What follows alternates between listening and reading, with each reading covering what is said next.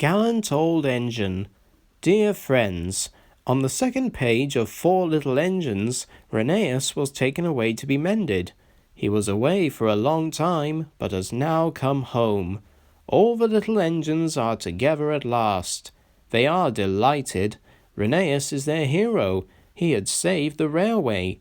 There is a real engine like Rheneas. His name is Dorgoch, and his home is at Tywyn in Wales. Some years ago he saved the Talyllyn Railway.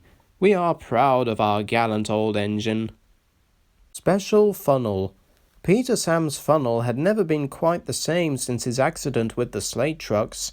Now as he puffed up and down the line, the winter wind tugged at it, trying to blow it away. "My funnel feels wobbly," he complained. "I wish the Finn controller would hurry up with my new one. He says it will be something special." "You and your special funnel," said the other engines, and laughed. They were all fond of Peter Sam, but he talked so much about his special funnel that it had become quite a joke. The winter weather worried Mr. Hugh. Wind broke branches from trees, while rain turned hillside streams into torrents, which threatened to wash the line away. Mr. Hugh and the men patrolled the line every day with Rusty. They removed branches and cleared culverts so that the water could flow away. But one morning they found bad trouble. A fresh torrent had broken out, and Mr. Hugh had to stop all trains. "There's been a washout near the tunnel," he said. "The track bed is swept away." The men worked hard and repaired the damage in a week. While they worked, the weather changed. It became frosty and very cold. They finished just in time for market day, and Peter Sam took the morning train very carefully over the mended piece of line. The tunnel was short, but curved, so they could not see right through it. Suddenly the driver shouted, "There's something hanging from the roof!" He braked. There was a clanging crash. When Peter Sam and his coaches stopped in the open air, he no longer had his funnel. The guard found the funnel and a thick icicle. "That's what hit you, Peter Sam," he said. They started again, but the passengers grumbled at the smoke, so when the firemen saw an old drain pipe, they stopped and wired it on. The engines laughed and laughed when Peter Sam came home. Sir Handel made up a rhyme. "Peter Sam said again and again, his new funnel will put us to shame. He went into the tunnel and lost his old funnel. Now his famous new funnel's a drain."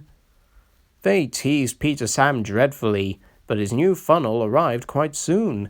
"Oh dear," he said, "someone squashed it." The Finn controller laughed. "It's a Geisel, the most up-to-date funnel there is. Listen, when you puff, you draw air through your fire to make it burn brightly. With your old funnel, puffing is hard work. It uses strength you need for pulling trains. Your new funnel has special pipes that help the air come easily. Puffing will be easier, so you will have more strength for your work." "Yes, sir," said Peter Sam doubtfully. At first, Peter Sam's special funnel was a great joke. Sir Handel and Duncan asked him why he had sat on it, and then hooted with laughter. But when Peter Sam started work, it was a very different story. Even Sir Handel was impressed. "I can't understand it," he said. "Peter Sam never seems to work hard. He just says tush, tush, tush, tush, and simply strolls away with any train he's given. He makes it look so easy." They don't laugh at Peter Sam's funnel now. They wish they had one like it. Steamroller. Sir Handel kept slipping between the rails, so they gave him new wheels with broad tires. The other engines teased him. "Look at his steamroller wheels," they laughed. "You shut up," Sir Handel snorted. "You're jealous. My wheels are special like Peter Sam's funnel. Now I'll go faster than any of you." "You'll never." The engines were surprised. Sir Handel's trains were usually late. Skarloey winked. "With your grand new wheels, Sir Handel," he said gravely, "you're just the engine to tackle George." "Who's George?" Sir Handel asked. While Sir Handel was in the shed waiting for his new wheels, workmen had come to widen the road which ran for a mile or two beside the railway. They pulled down the wall and nothing now protected the line. George was their steamroller. He chuffed to and fro, making rude remarks when the engines passed. "Railways are no good," he would say. "Pull 'em up, turn 'em into roads." Skarloey had often heard that talk before, and he warned the others to take no notice. But he hoped that when the two boastful engines met, he and the others would have some fun. "Don't worry any more," said Sir Handel importantly when they told him about George. "Leave him to me. I'll soon send him packing." Next morning, George was standing near the halt by the level crossing. "Huh," he said. "You're Sir Handel, I suppose." "And you, I suppose, are George, yes. I've heard of you." "And I've heard of you. You swank around with steamroller wheels pretending you're as good as me." "Actually," said Sir Handel sweetly, "I'm better. Goodbye." He puffed away. George chuffed, fuming. One afternoon, Sir Handel had to bring a special load down after the last train had gone. When he reached the road, he saw George trundling home. Peep, pip, peep. George took no notice. He trundled along close to the track. There was barely room to pass. Peep, pip, peep. Sir Handel slowed and crept cautiously alongside. "Get out of my way, you great clumsy road hog," he hissed. "I don't move for imitation steamrollers," retorted George with spirit. They lumbered along side by side, exchanging insults. No one could ever explain what happened next.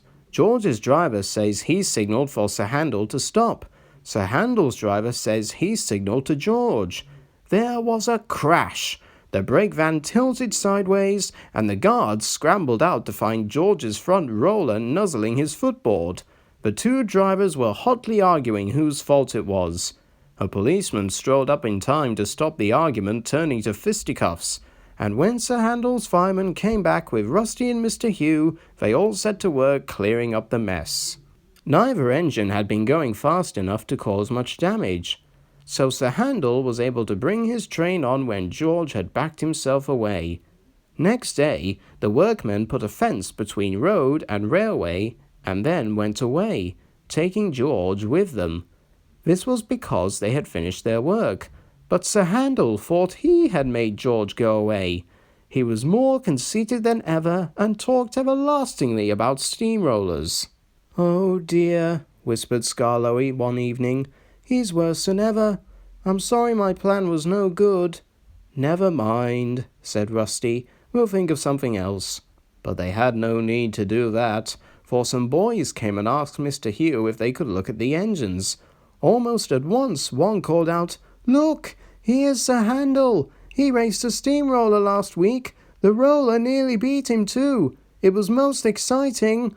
Sir Handel never mentions steamrollers now. Passengers and polish. Nancy is a guard's daughter. She was working on Skarloey with some polish and a rag. "Wake up, lazy bones," she said severely. "Your brass is filthy. Aren't you ashamed?" "No," said Skarloey sleepily. "You're just an old fusspot. Go away." She tickled his nose. "Rheneas comes home tomorrow. Don't you want to look nice?" Skarloey woke suddenly. "What? Tomorrow?" "Yes, Daddy told me. I'm going now. Nancy, stop. Do I really look nice? Please polish me again. There's a good, kind girl." "Now who's an old fusspot?" laughed Nancy. She gave him another rub, then climbed down. "Aren't you going to polish me?" asked Duncan. "Sorry, not today. I'm helping the refreshment lady this afternoon. We must get the ices and things ready for the passengers on Skarloey's 2 o'clock train. Never mind, Duncan. I'll give you a good polish tomorrow." But Duncan did mind. "It isn't fair," he complained. "Peter Sam gets a special funnel, Sir Handel gets special wheels, passengers get ices, and I'm never even polished." This, of course, wasn't true, but Duncan liked having a grievance. He began to sulk. That afternoon, a message came from the station by the waterfall. "One of Skarloey's coaches has come off the rails. Please send some workmen to put it right." Duncan was in steam, so he had to go. "All this extra work," he grumbled. "It wears an engine out." "Rubbish," said his driver. "Come on." The derailed coach was in the middle of his train, so Skarloey had gone on to the top station with the front coaches. Duncan left the workmen and brought the passengers in the rear coaches home. He sulked all the way. He arrived back just in time for his own 4 o'clock train. "I'll get no rest, I'll get no rest," he complained. He was sulky and short of steam, so his driver waited a few minutes in the hope of raising more. But Duncan wouldn't try. "We can't keep the passengers waiting any longer," his driver said at last. "You always think about passengers," muttered Duncan crossly, "and never about me. I'm never even polished. I'm overworked and I won't stand it." He grumbled away, brooding over his wrongs. Duncan made heavy weather of the journey, but at last they reached the viaduct. This is long, high, and narrow. No one can walk on it when a train is there. "Come on, Duncan," said his driver. "One more effort and you'll have a rest and drink in the station." "Keep your old station," said Duncan rudely. "I'm staying here."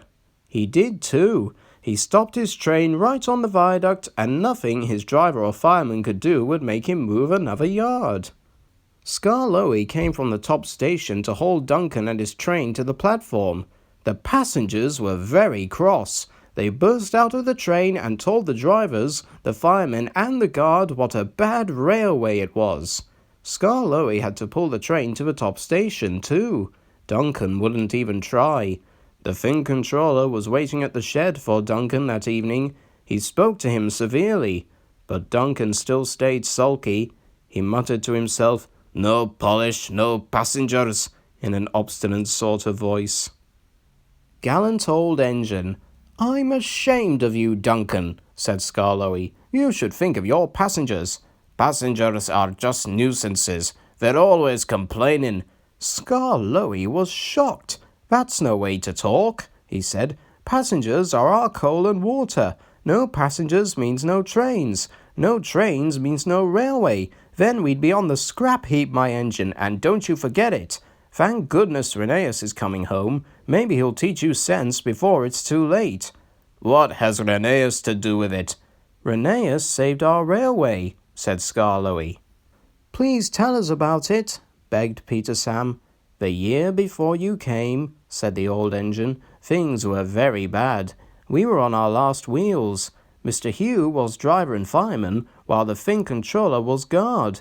He did everything else too, and helped Mr. Hugh mend us in the shed. We expect 2 fresh engines next year, they told us, but we must keep the trains going now. If we don't, our railway will close."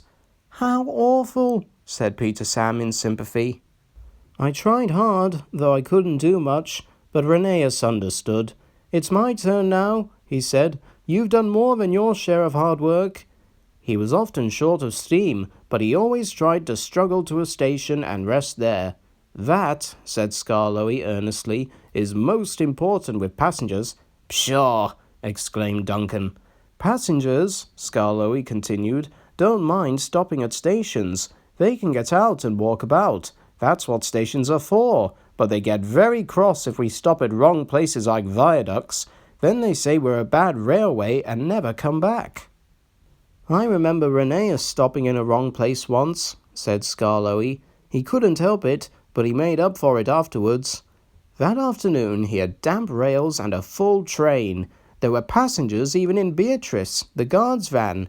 His wheels slipped dreadfully on the steep bit after the first station, but they gripped at last. 'The worst's over,' he thought. 'Now we're away. Come along,' he sang to the coaches. Ooh, I've got cramp,' he groaned. He stopped, unable to move, on the loneliest part of the line. The Finn controller and Mr. Hugh examined him carefully. The passengers watched and waited. Rheneas eyed them anxiously. They looked cross. At last the Finn controller stood up. "Your valve gear on one side are jammed," he said. "We've unfastened the rods and tied them up. Now, Rheneas," he went on, "we need to reach the next station. Can you pull us there on one cylinder?" "I'll try, sir, but the next station isn't the right station. Will the passengers be cross?" "Don't worry," smiled the Finn controller. "They know we can't reach the top station today." The Finn controller sanded the rails. Passengers from Beatrice pushed behind. Mr. Hugh gently eased out the regulator. The train jerked and began to move. "I'll do it! I'll do it!" Everyone cheered, but Rheneas heard nothing. "The Finn controller's relying on me. If I fail, the railway will close. It mustn't, it mustn't. I'll get there or burst." Everything blurred. He was too tired to move another yard, but he did, and another, and another, and another, till "I've got there at last," he sighed with relief. "It's proud of you, I am indeed," said Mr. Hugh. All Rheneas remembered about the journey down was having to go on going on. At the big station, the passengers thanked him. "We expected a long walk," they said, "but you brought us home. We'll come again and bring our friends." "You're a gallant little engine," said the Finn controller. "When you're rested, we'll mend you ready for tomorrow." Was Rheneas always ready for tomorrow? "Always," smiled Skarloey. "Whatever happened, Rheneas always pulled his trains." It was Duncan who broke the silence. "Thank you for telling us about Rheneas," he said. "I was wrong. Passengers are important after all." All the little engines were at the wharf on the day that Rheneas came home. Some of the Fat Controller's engines were there too. Edward pushed Rheneas's truck to the siding, and Skarloey pulled him neatly to his own rails. This was the signal for a chorus of whistles from engines large and small. You never heard such a noise in all your life. The owner, Rheneas, and other important people made speeches, the band played, and everyone was very happy.